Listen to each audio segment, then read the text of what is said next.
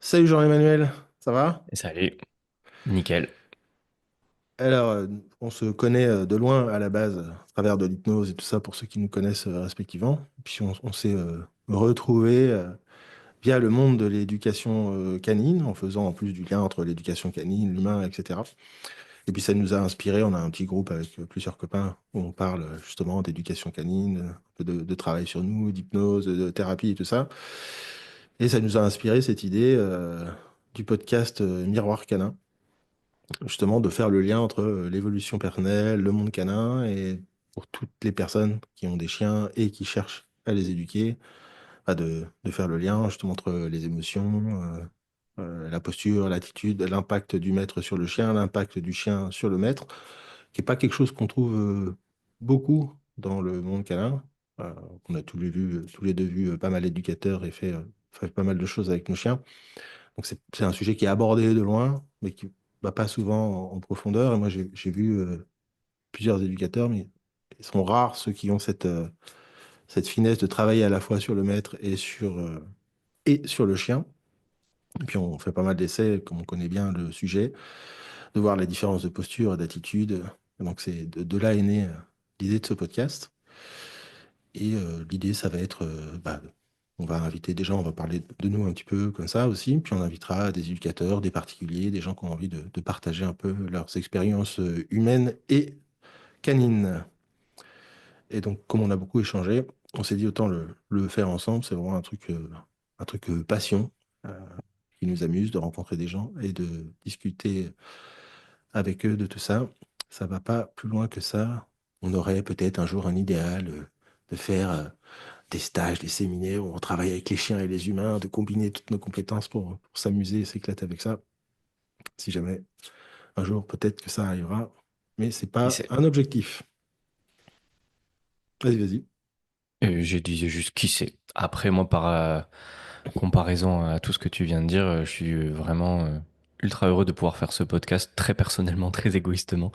J'adore à chaque fois m'engager, un peu comme toi, tu le disais, publiquement, pour être sûr de garder la direction. J'en parlerai plus longuement, mais ça a été difficile pour moi de garder sur du long terme la bonne posture vis-à-vis de mes chiens, enfin de ma chienne du coup, Ellie. Et plus récemment, du coup, de Vex, on en reparlera. Mais voilà, j'ai vraiment envie de bien faire les choses et je sais que ce podcast-là, c'est très égoïste pour moi. Au-delà même Ouais, de la passion, c'est un engagement que je prends avec moi-même, là. justement, c'est une bonne transition. Parle-nous un peu de ton expérience avec les chiens, où t'en es, comment tu évolues par rapport à ça, et puis toutes les questions que ça soulève et les réponses que tu trouves. Yes. Ça a commencé, moi, vraiment, quand j'étais petit. J'ai eu la chance d'avoir un berger allemand quand j'ai eu 2 ans. Et on a grandi ensemble. On a fait les 400 coups ensemble. Et surtout, ça a été pour moi une très, très, très grande protectrice. Euh, Elle a incarné pour moi cette chienne, vraiment ma survie presque à un moment donné dans ma vie où je me sentais peu en sécurité là où j'ai grandi. Quand je la sortais, quand mes parents m'autorisaient à la sortir dehors, donc moi le gamin de 8-10 ans avec sa petite bergère allemande, qui était pas petite d'ailleurs, je me sentais le roi du monde. Je me sentais vraiment protégé. Personne venait me faire chier. Alors que quand j'étais tout seul, j'étais souvent harcelé, etc. Donc pour moi, cette chienne, elle a symbolisé quelque chose de très très très profond en moi, structurellement parlant. Bon, après, elle est décédée de vieillesse, on a déménagé, on est parti, etc. Et c'est que beaucoup plus tard que je me suis réintéressé au monde du chien et j'ai sauté sur l'occasion quand mon ex-compagne de l'époque avait pris un épagnol breton. Et on s'était dit, un chien c'est bien, deux ça pourrait être pas mal. Et si je me lançais moi aussi? Et allez, c'est parti. Et j'ai choisi donc Ellie, un berger des Shetland, dans une optique d'essayer de créer un très joli lien avec elle et surtout de lui permettre d'avoir un compagnon avec lequel s'éclater. Je pense que ça a été réussi pendant tout le temps de notre relation. Avec mon ex-compagne où les deux chiens étaient complètement épanouis, on les sortait tous les deux tout le temps, très souvent, on faisait plein d'activités. On avait commencé, moi j'avais commencé l'agility du coup, elle a été plus dans la dynamique vraiment de courir avec lui, de faire du sport, etc. Donc c'était vraiment très très chouette. Et puis on s'est séparés et je me suis retrouvé tout seul face à ma chienne du coup. Au début ça se passait très bien. Agility, sport canin, je me régalais, de l'obéissance, j'allais faire dans des clubs à droite, à gauche, etc. Et puis est venue l'hypnose. qui a été très bonne pour moi personnellement, mais malheureusement un peu moins pour ma chienne. Puisque me consacrant quasi exclusivement à ça, bah, on est tombé très rapidement dans une routine de juste des petites balades à droite à gauche, des petites randonnées à droite à gauche, et quelque chose qui a priori lui allait, mais je pense qu'avec le recul, c'était quand même pas top. Et je l'ai vu petit à petit s'éteindre, ma chienne. Ça a été très très très dur pour moi. J'ai pas eu le rôle d'un bon maître, surtout qu'au début, elle avait la vie rêvée et qu'après, petit à petit, j'ai été de plus en plus absent. Elle a passé de plus en plus de temps dans les chenils le week-end, quand j'allais à Paris, etc. Donc voilà, j'ai eu quelques regrets par rapport à ça. Et j'ai eu beaucoup beaucoup de mal à redresser la barre. Euh, à un moment donné, là récemment, quand j'ai mis un stop à l'hypnose, je me suis dit quelles sont mes priorités et je l'ai remis au centre. Avec ma fille, avec ma femme, j'ai remis Ellie au centre. Je me suis dit, il faut que je m'en occupe. Je veux m'en occuper. C'est pas il faut, c'est je veux. Je veux pouvoir lui offrir une belle mort, entre guillemets. Aujourd'hui, elle va sur 13 ans. Je veux qu'elle puisse euh, mourir vivante. J'aime bien cette expression-là. Je veux qu'elle puisse retrouver ce regard qu'un jour j'ai vu quand je lui ai fait faire une portée. Quand je l'ai vu regarder ses enfants, ses chiots, c'était incroyable. Et je l'ai jamais vue aussi vivante qu'à ce moment-là. Et, euh, et là, récemment, j'ai réussi à retrouver ce petit regard vivant, et ça m'a beaucoup plu. Et je me suis dit, est-ce que ça pourrait être pas mal de lui retrouver un compagnon? Et de là est née l'idée. C'était pas forcément le bon moment à ce moment-là. Ma fille était très très petite, très jeune, dans ses premiers mois de vie. Et puis là, bah, ça s'est un petit peu calmé. J'ai arrêté l'hypnose, j'ai eu du temps davantage et je me suis dit, allez, je me lance. Et je crois que c'est à peu près là que je t'ai contacté en disant, je sais que toi, avec tes chiens, t'as créé une grande passion. J'avais vu quelques-unes de tes vidéos tourner aussi. Et je me suis dit, vas-y, je vais le contacter. Il va peut-être me donner deux, trois conseils sympas pour essayer de bien démarrer. Et je me suis lancé dans l'aventure et là, je suis emballé comme pas possible. Donc avec Vex, un petit Malinois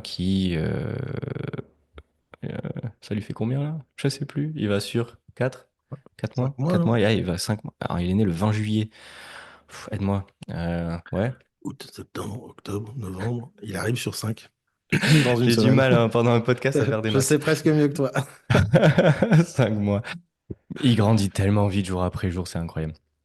Et, euh, et c'est impressionnant comment Ellie a retrouvé sa joie de jeunesse, à l'éduquer avec moi, à être présente, à l'accompagner, à nous accompagner partout, parce que forcément, Vex a besoin d'une présence incroyable pour bah, les expositions, la sociabilisation, pour l'entraînement, etc. Et Ellie est toujours là, elle est toujours à côté, donc ça me permet de reprendre la main sur elle, de la rééduquer, bah, d'être beaucoup plus présent finalement. Ça m'a redonné envie de faire davantage de câlins, de prendre soin d'elle, ne serait-ce que même physiquement, en la brossant plus souvent, en étant plus proche. Et voilà, je vais arrêter là pour l'instant, on pourra étayer un peu plus tard. Mais voilà, en gros, c'est une nouvelle vie qui commence avec Vex et j'aimerais cette fois m'y tenir. J'aimerais me prouver à moi-même que je suis capable, sur la vie entière d'un chien, d'être présent. Ça serait quand même pas mal. Hmm. On a senti un petit peu les émotions sur le regret là tout à l'heure. C'est vrai que, en plus là, peut-être qu'on partagera des vidéos ici et là de temps en temps, mais ce que tu fais déjà avec Vex, c'est juste incroyable. Il a une obéissance au taquet. Puis on voit hein, dans les vidéos, moi je connaissais pas Ellie avant, mais on voit qu'elle est, quand on connaît son âge, on voit cette joie dans son attitude, son énergie, sa façon de courir et tout. C'est vraiment chouette. Après, c'est vrai que quand tu dis, moi, ça me fait penser à ça parce que tu dis remettre Ellie au centre, toi, de t'occuper d'elle. On parle souvent de surface projective, justement, c'est l'idée du miroir canin. Je pense que c'est aussi une façon de se remettre au centre sur ce qui nous intéresse, la simplicité, de profiter, la patience, la joie. Moi, c'est ce qui m'ont beaucoup aidé les chiens à faire, surtout sur l'impatience. Moi, je suis plutôt impatient. J'aime bien quand ça évite. Donc, ça a des avantages dans la pédagogie, les trucs, les machins, de ne pas se prendre la tête avec des détails dans les métiers de l'hypnose et compagnie. Mais dans d'autres aspects de la vie, notamment avec les chiens, c'est très difficile. Mais ouais, c'est vrai qu'après, sur la durée, c'est pas évident.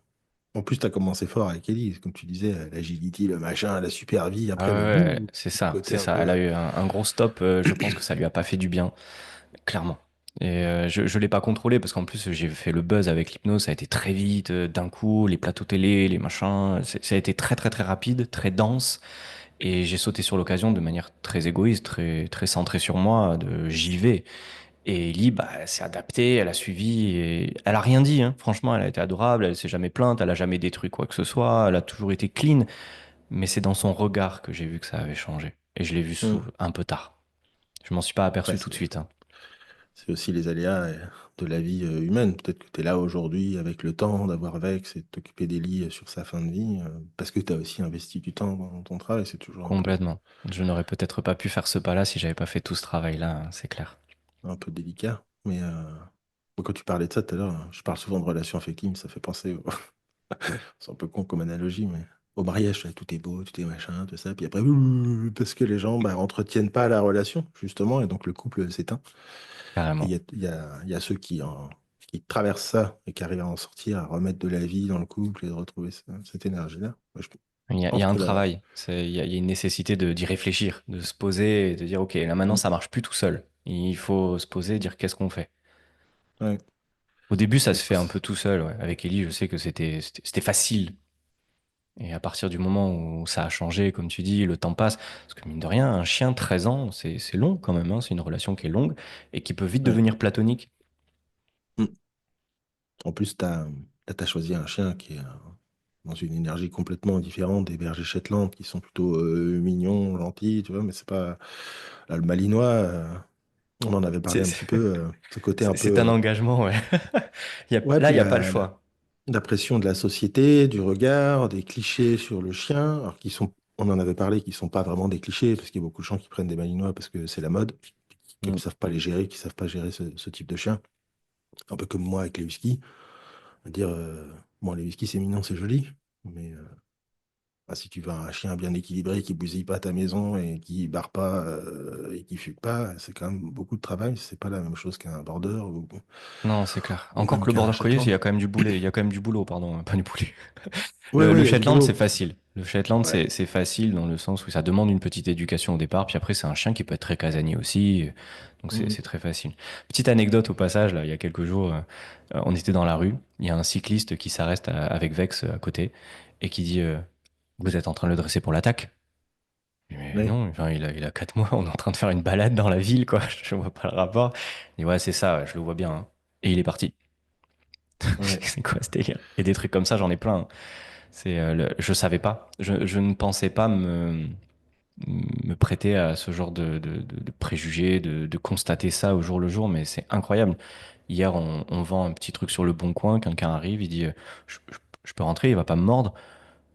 Non, ça va, il a 4 mois, il est tout doux, tout tranquille, non, il va pas vous mordre, il n'y a pas de souci. Et c'est tout de suite à la gueule, quoi. Mhm. Ouais, bah, c'est un truc qui fait travailler beaucoup le regard de l'autre, la posture, le rapport au jugement, etc. Moi, j'ai des whiskies, c'est différent, mais j'en ai deux. Il y en a un qui est croisé malinois, et c'est vrai que quand les gens ils changent de trottoir, ils prennent leur chien dans les bras, toi, il y a quand même beaucoup de, Sans transition. de, Et toi de- alors? de clichés, donc c'est vrai que c'est pas évident. Mais oui, un chien, c'est de l'investissement. D'ailleurs, moi, c'est un truc que j'ai un peu avec ma femme. Parce que moi, j'ai pas ton expérience avec les chiens de petit. J'ai jamais eu de chien, ouais, avec mes grands-parents qui avaient un chien de campagne, de ferme. Mes grands-parents, c'était au milieu des cochons, des vaches, et des oies et des poules, hein, donc c'était vraiment la campagne. Donc le chien de campagne, quoi, personne l'éduque, tout le monde s'en fout, il est dans sa niche, il fait sa life. Il s'appelait Titus, je me souviens encore. J'ai J'adorais eu un ce chat chien. qui s'appelait Titus. Donc, mais sinon, on n'a jamais eu de chien. Nous, j'ai parents qui travaillaient beaucoup, on n'était pas très chiens, on avait des chats.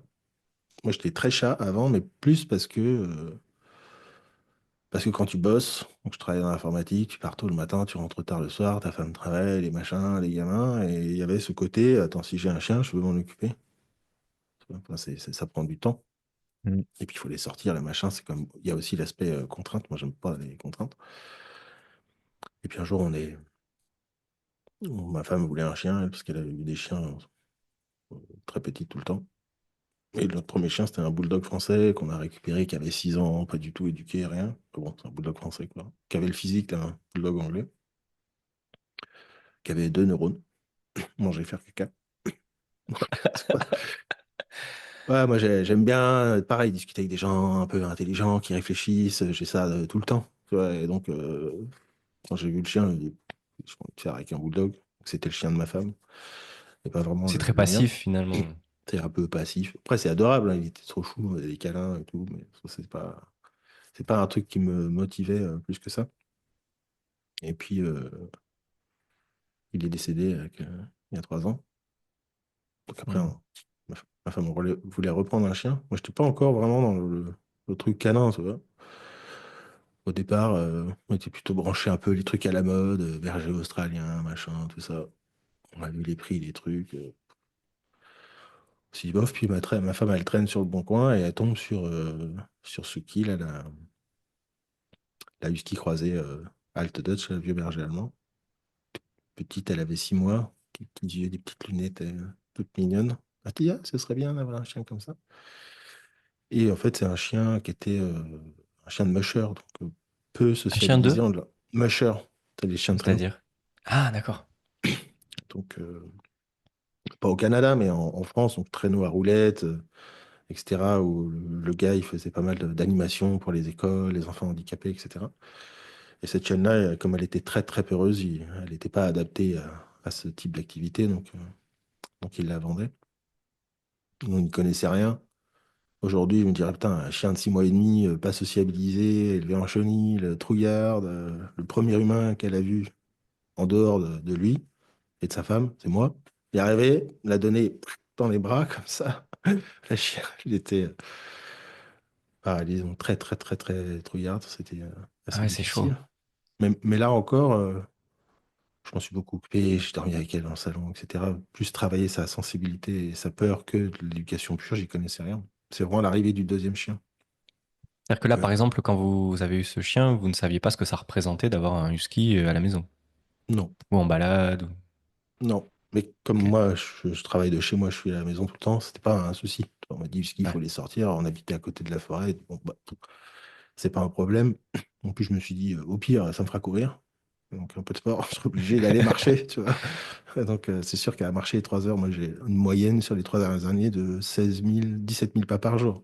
Tu vois. Ah Ça ouais, aide. ça aide les chiens. Donc, avant, j'étais à 1 500, tu vois, entre le bureau et la cuisine. Donc, mais et donc, beaucoup plus comme ça, un lien avec un chien, j'y connaissais rien, ça m'intéressait pas plus que ça. Chien en range, comme tout le monde, les huskies, il faut les garder en range, patati patata.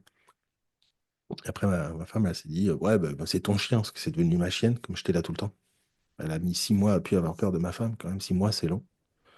On se rend pas compte là. Mais on s'est dit, ok, on va prendre un deuxième chien, ce serait bien d'aller prendre un chien de refuge, tout ça, regarder les émissions à la télé, sur C8, là, sur les trucs de la SPA. Donc, on est allé à la SPA. Ma femme, elle voulait un petit chien, parce qu'elle préfère les petits chiens. Et puis, en vrai, sur tous les chiens qu'il y avait à la SPA, il y en a 95% qui sont pas adoptables, je pense. Faut pas Par d'enfants, faut rapport pas de à. chat, faut machin, ils sont Ah ouais, agressifs. d'accord, ok. Enfin, je veux dire, la liste de contraintes, elle est longue comme le bras. Et on est tombé sur Cooper, le croisé husky malinois, qui était plus petit que Suki à l'époque, avec ses yeux de mode. Moi, je l'ai vu connecté direct. Il dit, adopte-moi, adopte-moi, adopte-moi, adopte-moi. Donc, on a fait un sondage dans la famille. C'était ça ou un chien, je sais plus comment ça s'appelle, les chiens un peu de la Réunion, de la Guadeloupe, qui sont un peu errants, là, ça a un nom, ces Ah, chiens, mais je connais pas. peu importe. Mais on s'est dit, bah, ça fait un peu famille, il est croisé husky, hein. Alors qu'il était réactif et agressif, on l'a mis quand même dans le parc avec Suki, mais ça s'est tout de suite très bien passé avec elle. On s'est dit, bon, on l'a pris. J'ai quand même dit à ma femme, tu voulais un petit chien, il est plus petit que Suki, il t'avait pas précisé la taille, donc c'est cool. Entre-temps, elle a grandi.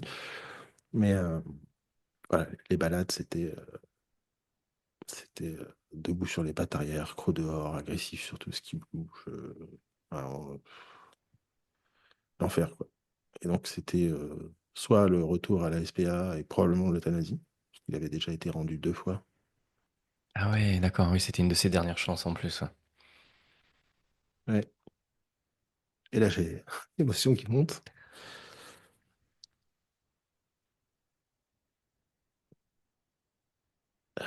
Pardon. Ah bah non, prends ton temps.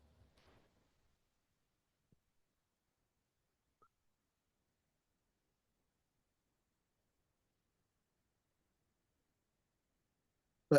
Le chien le sent, tu vois. Donc c'était ça, ou je m'investis à fond et on l'aide, quoi. Donc ce que j'ai fait, Oui, c'est là que ça bah, a commencé vraiment, du coup. c'est pour le coup la contrainte, c'est soit le chien il crève, soit je l'aide.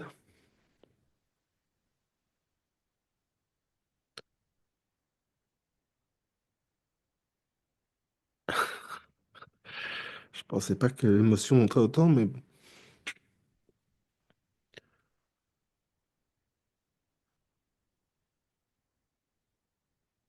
Ah, c'est vraiment parce que ça me touche de voir beaucoup de chiens qui sont ramenés, qui sont euthanasiés alors qu'on peut les aider et qu'il y a tout un mouvement d'éducation qui bousille ces chiens. Parce que moi j'en ai vu beaucoup d'éducateurs canins et qui sont, enfin, des chiens comme ça, si t'es juste en mode un peu positif, gentil, tu te fais bouffer.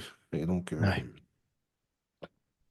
et donc j'ai vu plusieurs éducateurs canins, ça renforçait le problème. Bon, je me suis dit, bon, fuck, je vais me démerder tout seul. Je me suis beaucoup, beaucoup, beaucoup formé, plutôt aux US, parce qu'en France, c'est pas. Moi, j'ai fait des trucs esprit dog, des trucs comme ça, mais c'est pas mal, hein, mais c'est pas suffisant pour ce type de chien. Ça reste quand même des chiens très particuliers, hein. Tout le monde n'attaque pas avec un chien réactif agressif. Donc, ça m'a pris, j'ai pris presque 3 mois sabbatiques en gros pour m'en occuper. Aujourd'hui, ça va, je peux le lâcher. Il a encore quelques petits défauts. Faut pas le faire chier. Il a une petite dysplasie en plus, donc il est assez sensible du train arrière avec les gros chiens, etc. Mais bon, là, je me balade partout. Les gens me disent putain, les chiens sont super, ils sont gentils. Nan, nan. J'ai encore du travail, mais Ouais, il est mieux que la grande majorité des chiens qu'on croise dans la rue, dans les forêts et tout ça, hein. Enfin, de ce que je vois ah dans oui, les vidéos, en tout cas. ça, c'est sûr. Mais après, les gens me disent ah, t'as de la chance, bise bien. Je dis, ah, ça, si tu veux m'énerver, tu me dis ça. Non, c'est des mois de boulot, c'est des centaines d'heures de formation, de tests, de travail et de travail sur moi parce que Est-ce que j'allais dire de remise en question aussi? les chiens comme ça, tu peux pas. J'en discutais avec Samuel Conti, qui est dans notre groupe aussi, dans lequel on discute beaucoup, qui connaît très bien l'éducation canine. Il me disait, il faut changer la posture, avoir confiance. Je dis, mais comment tu fais pour avoir confiance? Si tu lâches le chien, il part tout droit. J'ai mis un mois à voir son regard. Les friandises, le jeu, il s'en foutait. Il restait fixé tout droit comme ça. Il creusait dans le jardin, il passait sous la barrière. Enfin, c'était un truc de fou. Je pense qu'il avait été traumatisé aussi parce que il y a des endroits du jardin, il n'y allait pas. Tu le posais dedans, il sautait comme un chat, ça. Donc, ah bon, histoire un peu difficile. Et c'est beaucoup, beaucoup d'investissement en temps et en énergie et en travail sur soi. Parce que il faut être patient, il faut réussir à être attentif, mais zen et pas dans la peur et l'anxiété, à être patient. Ça, c'est vraiment le truc que les chiens m'ont le plus appris. D'y aller progressivement, de ne pas les mettre trop vite dans des contextes difficiles, d'être cool. Et j'ai la chance aussi d'avoir 2 chiens. Justement, Suki, elle était beaucoup plus sociable, beaucoup plus cool. Un instinct de chasse au taquet, mais je la gardais en longe. Et en fait, avec l'arrivée de Cooper, je me suis dit, putain, je peux pas me balader toute ma vie avec 2 longes de 10 mètres en forêt, ça va être ingérable, ça se mélange, c'est le bordel. Puis les chiens sont malheureux. Donc Ouais. là, j'ai beaucoup, beaucoup travaillé l'instinct de chasse une fois que j'avais réglé la réactivité de Cooper. C'est ce qui m'a pris le plus de temps. Mais le fait d'avoir les deux, comme Suki, elle est très douce, un peu peureuse, et lui, il est très fort, très. Bah, lui, il l'a renforcé, il lui a donné confiance en elle. Avant, elle avait encore du mal à se laisser approcher par les gens. Maintenant, elle va se laisse caresser, fait des câlins et tout ça. Ça, c'est grâce à Cooper, je pense. Et inversement, lui, il est vachement apaisé, il est plus doux. Donc, c'est vraiment, vraiment top. Et en fait, comme je vois qu'on peut aider des chiens, même très, très difficiles, bah, c'est devenu une passion. En fait, moi, j'aide bénévolement des gens, tu vois, des voisins, des gens, des chiens agressifs. J'aime bien les chiens difficiles, donc les primitifs ou les réactifs agressifs. Parce que c'est ce que j'ai fait. Donc en mode passion, j'ai écrit des docs sur l'éducation canine, je partage un peu tout ce que je sais, d'où l'idée aussi du podcast, mais c'est devenu une passion. À terme, j'aimerais moi pouvoir aller dans les refuges et rééduquer les chiens difficiles pour les rendre adoptables plutôt que qu'ils finissent à l'euthanasie. Mais voilà, c'est beaucoup de refuges qui sont pas forcément OK avec ça, paradoxalement. C'est-à-dire, Ouais, moi, je connais pas mal d'éducateurs et il y en a qui ont proposé ces idées-là, mais les refuges ne veulent pas, ne les intéressent pas. quelle est l'excuse qu'il donne? Bah, il n'y en a pas. Il dit non, merci, ça ne nous intéresse pas. Wow. Il y en a quelques-uns qui le font, mais après, j'ai pas fait tous les Mais c'est en refuges de termes France, hein. financiers, du coup, c'est parce que à la limite, si Non, c'est parce que c'est financièrement, c'est souvent c'est bénévole, hein, souvent les gens qui font ça. Après, il y a des sociétés qui font ça, qui engagent parce que c'est des dingue, là éducateurs. comme ça, on se dirait ils ont rien à y perdre, ils ont tout à y gagner, ça déchargerait les refuges. Ouais, je sais pas. Bon. Donc, ouais, j'ai pas fait tous les refuges de France, c'est peut-être un Oui, non, non, biais, mais en hein, tout cas, mais ça existe. je sais qu'il y en a qui le font. On voit quelques vidéos sur YouTube, mais c'est pas. Donc voilà, c'est devenu une passion. Et surtout, en fait, je me suis rendu compte que l'éducation canine, c'était la même chose que dans l'humain. Il y a plein de liens sur le lien, ce qu'on évoquait tout à l'heure, les relations affectives, l'éducation des enfants. Il y a plein de choses qui sont identiques dans l'accompagnement, la connaissance de soi, les effets miroirs, et toutes ces choses-là. Je veux dire, en fait, ça a connecté ce qui me passionnait déjà, qui était déjà dans mon métier depuis longtemps, avec un autre truc qui n'a rien à voir, a priori, le monde canin. Et je vois bien, quand j'aide un peu les gens, tu te dis, montre-moi le maître, je te dirai comment est ton chien. Montre-moi le chien, je te dirai comment est le maître. Alors, c'est pas toujours vrai. Forcément, si moi, tu m'avais pris avec Cooper sorti de la SPA, le Oui, ça raccourci dépend de était mauvais. l'historique aussi. Mais quand tu as un chien depuis assez longtemps, en général, tu vois un peu les effets du maître sur le chien et inversement. Donc, ça, c'est vraiment devenu une passion, quoi. À quel moment tu as compris ou tu t'es dit pour Cooper, ça va le faire? Moi, je me suis pas Enfin, on posé, reprendre espoir, d'ailleurs, on va s'en sortir, quoi. je me suis pas trop posé cette question au début, parce que c'était pas un choix. Pour moi, l'option d'abandonner n'était pas possible. Donc, c'est pas une question d'espoir, c'était juste une question de temps. Ouais. Oui, donc tu avais la bonne posture quand même dès le départ. Après, il y a des trucs, des petits détails que j'ai encore aujourd'hui. On en avait peut-être un petit peu parlé sur certains moments où il fait un peu de protection à l'extérieur. Les chiens, ils recadrent un peu fort, un peu vite. Là, ça va déjà mieux.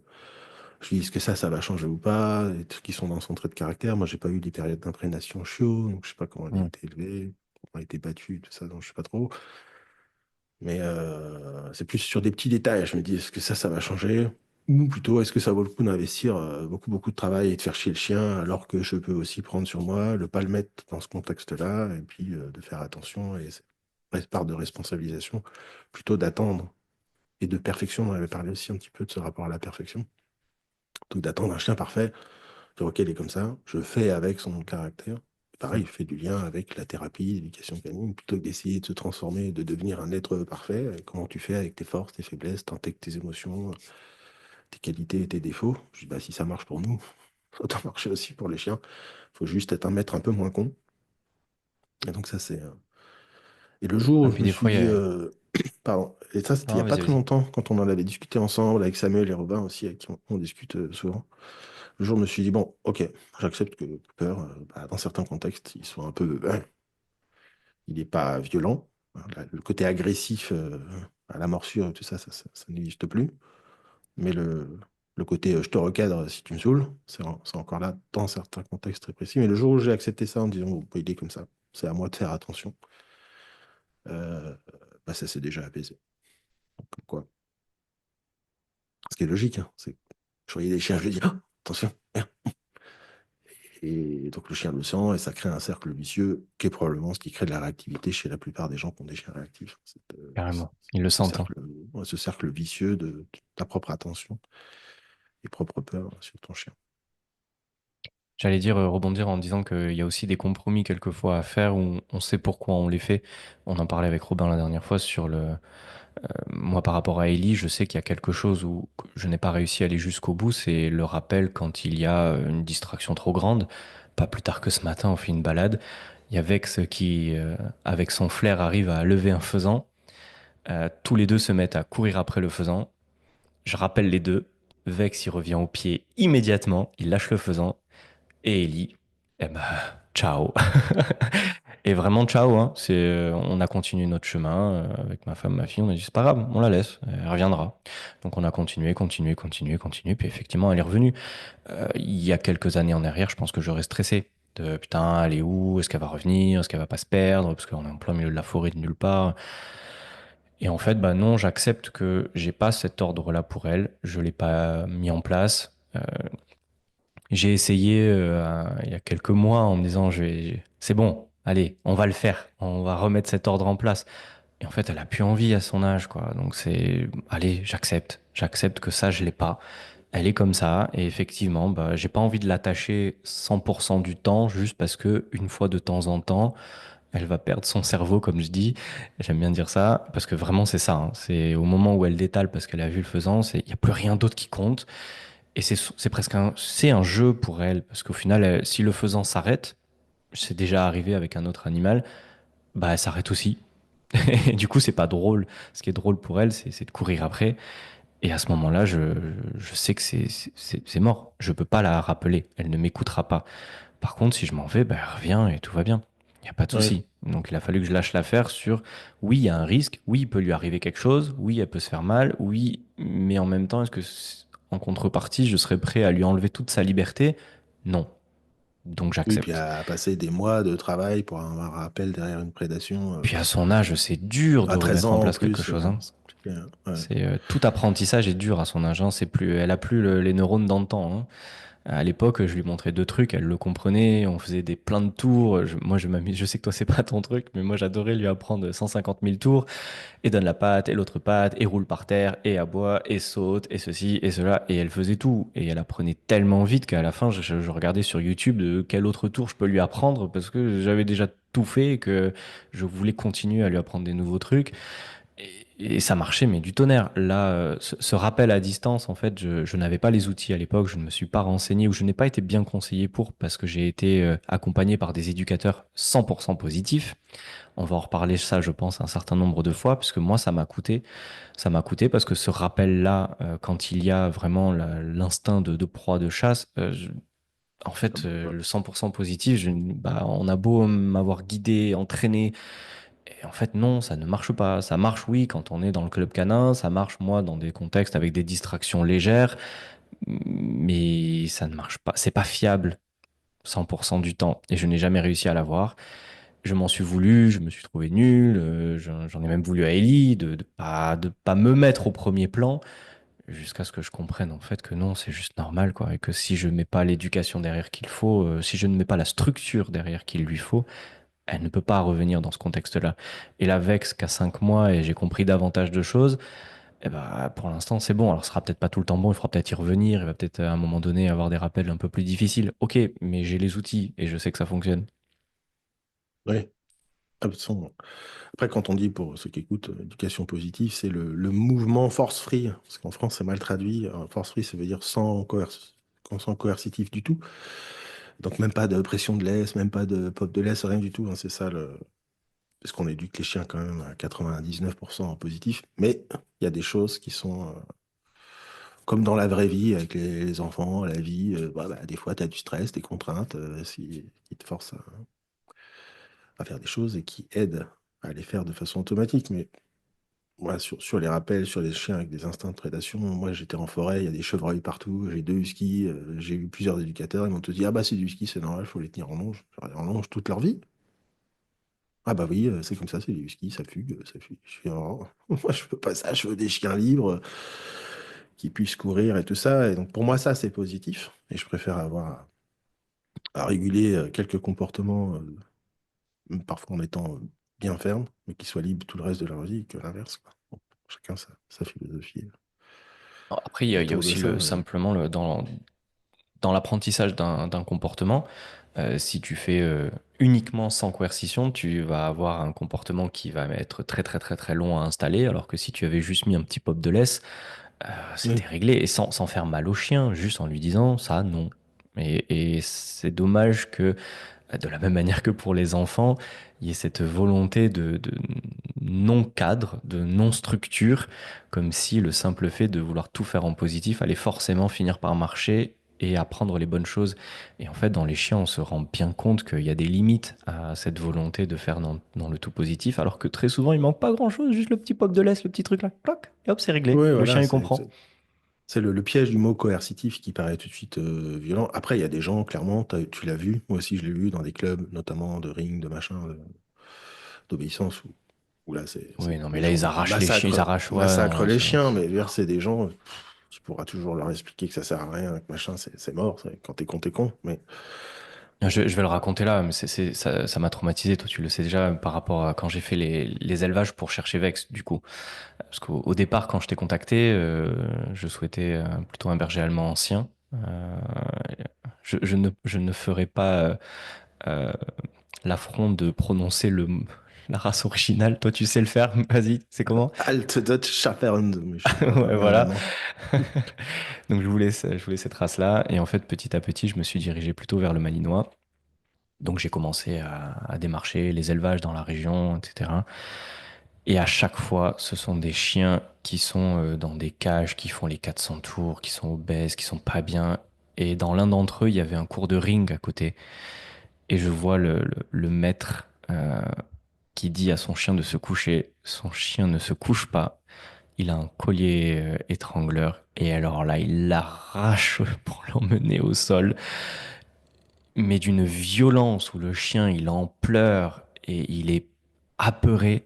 À un moment donné, il sait plus trop quoi faire, le chien. Le maître, il fait un geste avec son corps. Le chien, il se dit putain, ça y est, il me dit qu'il faut que j'aille attaquer, donc il y va. Le maître, il gueule et il le couche, il l'arrête net, il le tire en arrière. Le chien, il fait un salto arrière avec un collier étrangleur. C'était une horreur. Le maître, en fait, c'est même pas des mots-clés hein, qu'il donne au chien de non, coucher. Non, il lui parle comme il me parlerait à une merde, avec des phrases longues et en l'insultant. Et le chien, il savait plus où se mettre, il savait plus quoi faire. Oh là là là là. Ouais, C'était une horreur. Et c'est un des clubs les plus réputés de la région dans le ring parce qu'il y a des très bons résultats derrière. Ouais, mais je sais pas quel type de chien finalement arrive à endurer ça pour obtenir des bons résultats, quoi. Alors oui, ils ont des bons résultats sur certains chiens, mais alors ils en cassent d'autres vraiment profondément en termes ouais, psychologiques. ouais. De toute façon, c'est sûr que ça marche, parce qu'avant Skinner, le cadran opérant, etc., c'est comme ça que les chiens étaient éduqués, hein, donc à la coercition, à la violence, etc. Mais comme tu dis, t'as un chien sur, ou deux sur 100 qui passent au travers des filets et les autres ils dégagent, hein. Donc, La notion d'équilibre n'est pas forcément très très défendue parce qu'elle est complexe en fait, hein. mm. C'est très très complexe de chercher l'équilibre. Et donc on a soit le très très très très tout positif, soit le je te casse la gueule jusqu'à ce que t'écoutes. Moi, j'avais ce débat il n'y a pas très longtemps avec une nana à l'éducation positive. Je lui ai dit, mais les bons éducateurs, ils sont à 99% positifs. C'est juste que dans certains cas, quand tu dois fiabiliser les comportements, puis même le renforcement négatif, on va pas rentrer dans le détail, mais pour eux, c'est considéré comme de la coercition, juste tu tires légèrement la laisse vers le haut pour que ton chien renforce Même qui l'assis, par s'assoit. exemple. Oh là là, c'est une catastrophe qui va traumatiser le chien. Bref. Mais il y a entre ça et fracasser les chiens et leur donner des coups de pied. J'ai vu des vidéos hier qui a été filmée à l'insu d'entraîneurs connus en Finlande et tout. Là, je veux dire, c'est horrible. Bon, bref. Ah non, là on Mais n'est bon, plus dans la création de liens avec son chien. Mais c'est. après, on peut faire des belles choses avec du tout positif. Moi, Ellie, je l'ai fait que en tout positif. Voilà, elle est bien. Elle écoute bien. Tout le monde me dit toujours, waouh, qu'est-ce qu'elle écoute, etc. Oui, c'est une chienne qui est bien dressée, qui écoute bien, qui est bien éduquée, qui sait épater la galerie en plus avec ses petits tours. C'est toujours mignon quand on me dit, allez, vas-y, montre ce qu'elle peut faire ta chienne. Oui, bah oui, c'est rigolo. Euh, mais il manque cette fiabilité. Et la notion de fiabilité, pour moi, elle est devenue essentielle parce que autant avec Ellie, c'était pas grave si elle n'était pas fiable, Autant avec Vex, un Malinois, je veux qu'il soit fiable. S'il n'est pas Mm. fiable, c'est moi qui vais partir en cacahuète, qui vais avoir peur, qui vais paniquer, qui vais ne plus oser, en fait, ne serait-ce que le sortir correctement. Je suis obligé de le rendre fiable parce que s'il n'est pas fiable, je mets les autres en danger, je me mets en danger, je vais avoir peur, enfin, c'est pas possible. Donc la fiabilité est une Ouais, c'est notion qui est essentielle pour certains chiens. Et là, le tout positif, ça finit en drame. Et quand on mm. voit la quantité de Malinois qui finissent à la SPA, c'est qu'il manque quelque chose dans le tout positif. Et de husky, et j'en passe. Après, moi, j'avais éduqué mes chiens sur le rappel, 99% en positif, hein. Je pouvais lancer une balle, ils arrivaient sur la balle, je les rappelais, ils revenaient, sans distraction. Quand ils jouaient avec des chiens, je les rappelais, ils revenaient. Mais ils voyaient passer un chevreuil, j'existais plus. Donc, les gens me Bah, disent, il faut pareil pour travailler le Ellie, hein. rappel sous distraction. Mais j'ai le rappel sous distraction. Mais c'est ça en plus. Mais c'est très C'est- culpabilisant au final. Bah oui. Donc, mais bon. Ouais, donc ça fait vraiment bosser la patience. Puis justement aussi ce rapport, moi ça a changé un peu mon approche aussi de l'éducation des enfants, tu vois, de la juste correction, entre guillemets, du comportement. Pas correction au sens tabasser les gamins, Non. juste d'ajuster les comportements, de fiabiliser les comportements de la bonne façon, et même dans la thérapie, la pédagogie, dans les formations et tout ça, il y a plein de choses. Après, si tout positif marchait, on n'aurait pas de loi, on n'aurait pas de machin, on n'aurait pas de PV, on n'aurait pas d'amende, il n'y aurait pas de radar. Donc, on sait que ça marche pas. Mais, euh, mais bon, bref, ça c'est un vaste sujet qui mériterait de longues explications. Le problème de ça, en fait, c'est que moi j'ai toujours dit que de toute façon, les gens corrigent leurs chiens. Même les gens qui sont positifs. Ils s'en Quand rendent tu pas vois, compte. je vois des gens tous les jours moi, dans les balades. Les non, viens ici, machin, pourquoi tu fais ça? Tout ça, ce sont des corrections. Et donc, Ou ou des tentatives de correction. mettre son chien en laisse parce qu'il y a quelqu'un qui arrive en face et que le chien, machin, et puis tu tires sur la laisse, tu le maintiens, tu mets de la pression. Tout ça, c'est du correctif. Et en fait, et du coercitif. Et donc, la plupart des gens le font. Moi, je pense qu'il vaut mieux éduquer les gens à le faire bien et à l'utiliser en dernier recours, mais de la juste, ça demande beaucoup de finesse de savoir fiabiliser un chien, justement, à ce niveau-là. Et les gens font pas de renforcement positif parce que ça prend du temps. Typiquement, le rappel, c'est plusieurs semaines de travail, hein, avoir un rappel correct sur un chien sous distraction. Les chiens me disent, j'ai un bon rappel. Oui, dans ton jardin, quand il n'y a personne. Tu mets un chien qui arrive, tu le rappelles, il vient plus. Non, t'as pas un bon rappel. Après, moi, je suis dans une association, là, il y a des gens qui ont un husky qui sont super. Elle n'est pas éduquée. Bon, ils font des balades, elle est là, il fallait pas éduquer. Ils ont une très bonne relation avec sa chienne, elle est super. Elle est adorable, elle est bien sociabilisée, elle joue bien avec les chiens, etc. Mais en balade en forêt, des fois, elle pète un câble, un peu comme les miens, de temps en temps, et elle part. Mais ils sont hyper zen. Et tu vois, ah, c'est la husky, c'est comme ça. Ce que je trouve chouette, tu vois. Et donc, ça rejoint ce que tu disais tout à l'heure aussi, en fonction des énergies des gens. Moi, je suis un peu traumatisé par ça, parce qu'en fait, j'avais un voisin qui avait un husky. Il était un peu dans ce mode-là. Bon, elle part, c'est pas grave, elle va revenir, même si ça prend 2 heures, c'est pas gênant, sauf qu'elle s'est fait faucher par une voiture. Et donc, ouais, ça m'a traumatisé direct en disant, attends, moi, je veux pas que ça m'arrive. Là où j'étais, en plus, il y avait autoroute à côté et une départementale, mais où ça circule fort. J'ai dit, les chevreuils, ils passent, ils traversaient les trucs. Justement, je me dis, le chien, un jour, il l'a su. Une fois, j'ai arrêté ma chienne, elle était à 10 mètres de la route. Tu vois. Donc, j'ai dit, non, ça, c'est un truc que je ne veux pas vivre. Ouais, donc, mais là, dans les contextes en Auvergne où on est aujourd'hui, souvent, il y a des balades. La première route, elle est à 15 bornes. Donc, c'est pas dangereux, mais bon, ça, chacun aussi de décider le chien que tu veux.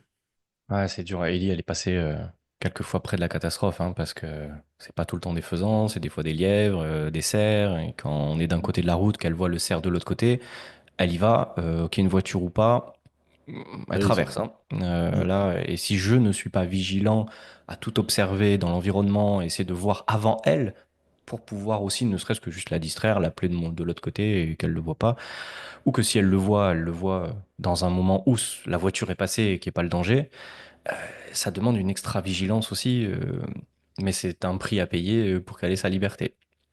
Ouais. En sachant que, bah oui, un jour, elle peut se faire faucher. Bon, elle a 13 ans, ça n'est jamais arrivé.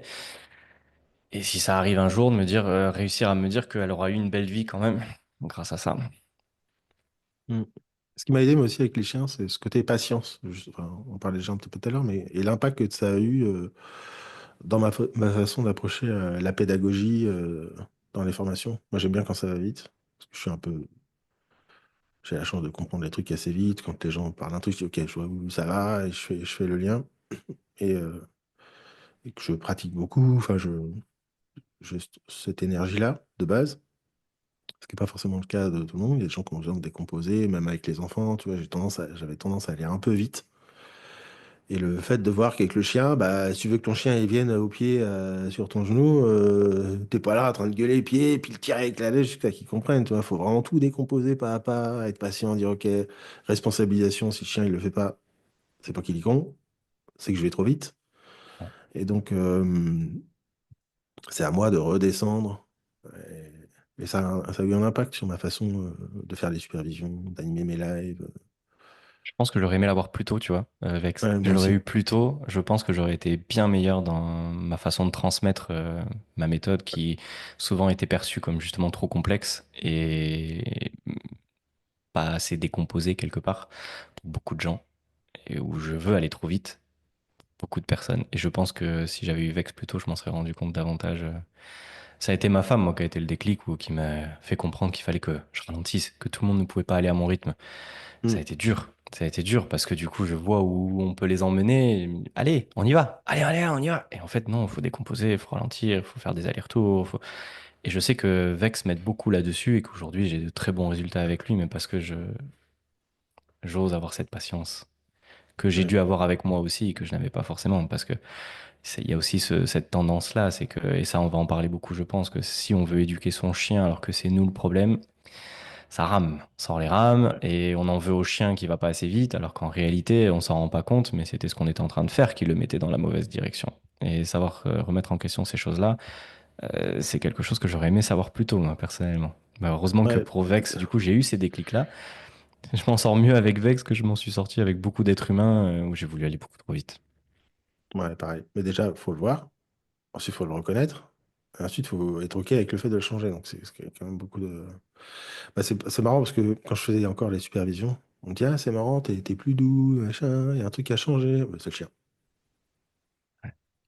Donc, cette compréhension du temps qui passe. Mais j'étais déjà très dans la responsabilisation, 100% responsable. On commence par soi avant de commencer par les autres. Et pour moi, c'est un travail qui dure toute la vie. Et avec les chiens, ce qui est bien, c'est que t'as pas le choix, en fait. Si ton chien, il obéit pas, probablement que c'est de ta faute. Encore une fois, je mets de côté les chiens de refuge qui sortent Oui, et que tu oui. viens juste d'avoir. Mais probablement que c'est ce que tu as fait toi. Parce que je dis toujours, les gens me disent, moi, j'éduque pas mon chien. Si, si, tu l'éduques. C'est juste que tu le sais pas que tu l'éduques. Ne pas éduquer un chien n'est pas possible. Ouais, le chien, c'est des patterns. Donc, quoi que tu fasses, il Donc, enregistre et il s'en sert. Même si tu as l'impression de rien faire, lui, il enregistre, il enregistre, il enregistre, de toute façon. là, moi, j'aide à distance comme ça, parce que c'est une petite jeune qui a 23 ans, et qui a une malinoise, qui est réactive aux hommes, qui marche pas bien en laisse, qui est un peu difficile. Je lui file quelques conseils à distance. Et elle est pas réactive aux hommes par hasard. Et donc on travaille à la fois la posture, l'attention. Elle a pris un chien pour pas être emmerdée dans la rue, tu vois. Et donc Mhm. ce genre de choses qui demandent un travail sur soi et en même temps de garder l'attention. Je veux dire, c'est un peu normal quand t'es une jeune nana un peu jolie, que t'aies pas envie de te faire emmerder par tous les mecs que tu croises dans la rue, parce qu'il y en a encore quand même beaucoup qui sont cons comme ça. Mais en même temps, de pas que ça ait trop d'impact sur le chien et le juste milieu. S'il y a un mec qui vient l'emmerder et que sa chienne elle puisse montrer les dents, entre guillemets, mais pas sur tous les gens que tu croises, sur ton voisin qui est sympa, tu Ouais, vois. c'est compliqué, du coup. Parce que le chien, Et il donc, ressent le stress, il va réagir sur tous, pas juste ouais. sur ceux qui sont dangereux. Donc ça demande cette finesse. Et c'est aussi pour ça que des fois, il faut faire attention. Moi, je vois, il y a des chiens que j'ai qui sont réactifs, qui tirent en laisse. Prends le chien, je fais un pop de laisse une fois, et léger en plus, je dis non. Et le chien, après, il marche au pied, il me regarde et il n'est pas réactif. C'est parce que c'est moi. Déjà, un, il ne me connaît pas, donc il n'a pas l'habituation avec moi. Et puis, il y a toute la posture, l'attitude, etc. Mais la transition de réussir à transmettre ça au maître, au chien, à perdre toutes les habitudes, on en avait parlé un petit peu, il y a un monde. Éduquer un chien, j'ai envie de dire, tu me donnes un chien, tu le laisses un peu difficile, 2, 3 jours chez moi, et je pense que ça ira avec moi. aider quelqu'un Eh oui. à transformer son chien, à travailler sur lui, la posture, le machin, je suis Il faut qu'il ait envie, admiratif hein. Faut que la des personne ait envie. éducateurs qui arrivent à combiner les deux. Parce que souvent dans les vidéos, c'est un truc que je reproche, moi, c'est qu'on voit l'éducateur avec le chien. J'ai envie de dire, c'est ce que je viens de dire. Euh, je suis sûr, je sais pas moi, un chien un peu qui tire un peu en laisse, machin, tu me le donnes. D'ailleurs, je le fais, tu peux deux, trois pop de laisse, terminé, le chien il marche en laisse, tu la tiens avec deux doigts. Mais que tu la repasses au maître, ça Il sait recommence. qu'avec le maître, il peut. Et donc dans les vidéos, je trouve que c'est dommage qu'on voit pas assez souvent. Il y en a, hein, je dis pas que ça n'existe pas, mais qu'on voit pas assez souvent le résultat final de la transition avec le maître et le travail sur le maître, l'attitude. Mais quelqu'un qui n'a jamais fait un pop de laisse, toi, t'entraînes son chien, tu lui redonnes. Si au lieu de faire le pop de laisse, lui juste il tire le chien pour le ramener à lui, bah en 2 secondes, tout ton travail, il est foutu. Enfin, le chien, il va contextualiser qu'avec toi, il faut qu'il fasse attention. Avec son maître, il a le droit de tirer.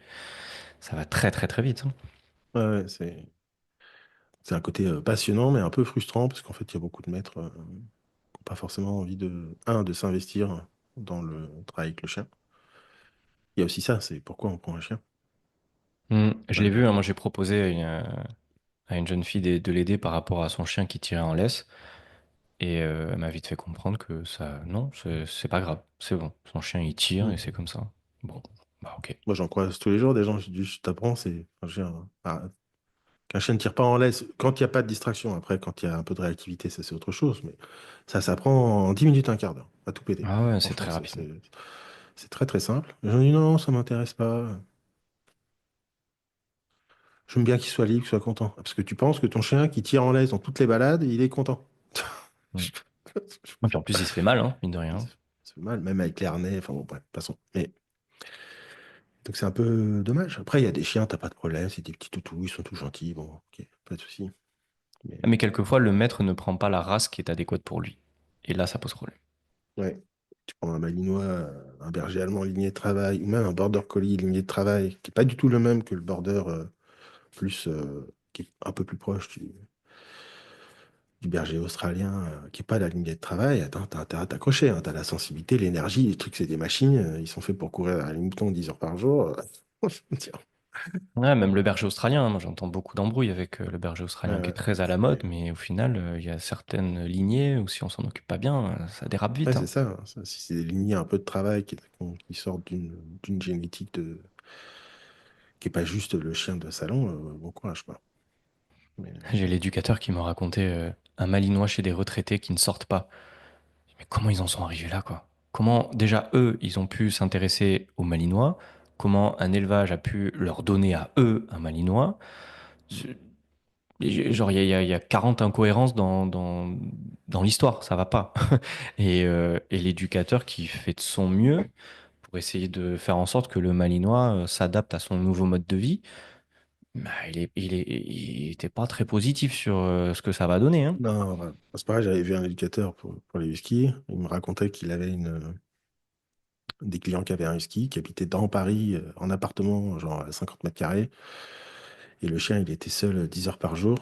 En fait, il était sur le balcon quasiment tout le temps. Ils avaient mis un grillage et il le sortait 20 minutes par jour. Ça donne un chien comment? Il était complètement taré. Je dis, mais à un moment donné, quelle est la frontière entre éduquer et dénoncer, tu vois? Parce qu'on est quand même dans de la maltraitance, tu vois. Et Ouais. là, je sais, mais c'est toujours délicat. Et Enfin, je bon, pense c'est pour pas qu'il y ça. ait des éducateurs qui dénoncent. Enfin, ils vont faire Non, de je leur pense mieux, pas non quoi. plus.